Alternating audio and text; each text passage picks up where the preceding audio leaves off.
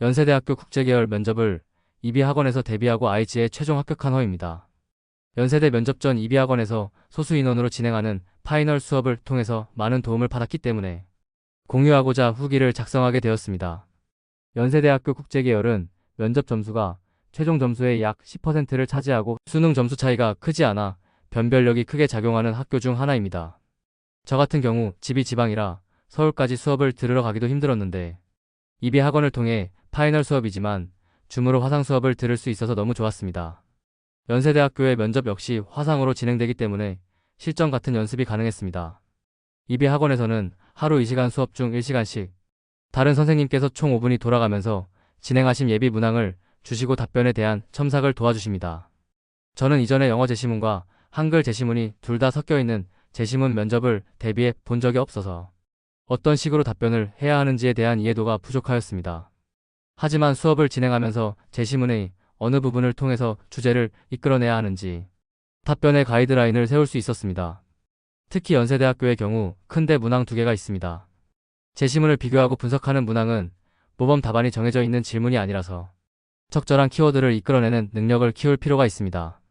가나 다의 전체 제시문이 공통적으로 가지고 있는 키워드와 키워드에 대한 각각의 제시문의 저자가 주장하는 입장이 같은지 다른지에 대해 파악하고 이를 구술로 적절히 서술해야 합니다. 따라서 깊이 있는 치사상식에 대한 지식도 필요하다고 생각합니다. 수업 이후에도 여러 가지 소재에 대한 자료를 보내주시는데 이 과정에서 여러 소재들에 대한 지식을 키울 수 있었습니다. 실제 면접장에 이 키워드를 제시문에 녹여 응용할 수 있었습니다. 예를 들어 타인에 대한 감시를 바탕으로 CCTV와 SNS 예시에서 강제성이라는 차이점을 얻었다면 실제 연세대학교 문제로 나왔던 파놉티콘 소재의 이를 응용 가능합니다. 또 답변에 대해 피드백을 들었던 부분을 수업 이후 복습하면서 어느 부분을 더 중점적으로 연습해야 할지에 대해서도 감을 잡을 수 있었습니다. 면접의 경우 모든 전자기기를 제출해야 하고 대기시간이 깁니다.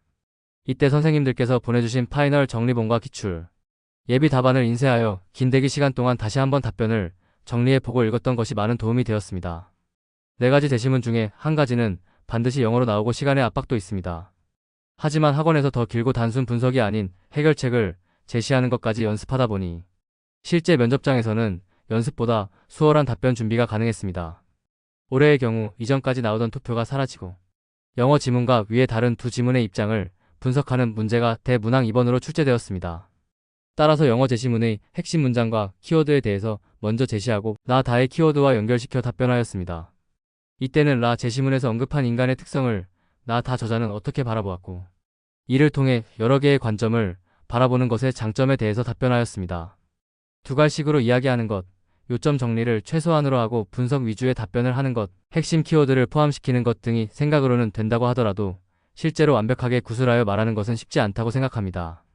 그래서 저는 이비 파이널 모의 면접을 통해 이 부분에서 많은 도움을 받았다고 생각합니다. 마지막으로 이비 파이널 클래스를 진행해 주신 오쌤, 강쌤, JP쌤, 김쌤, 배쌤 감사합니다.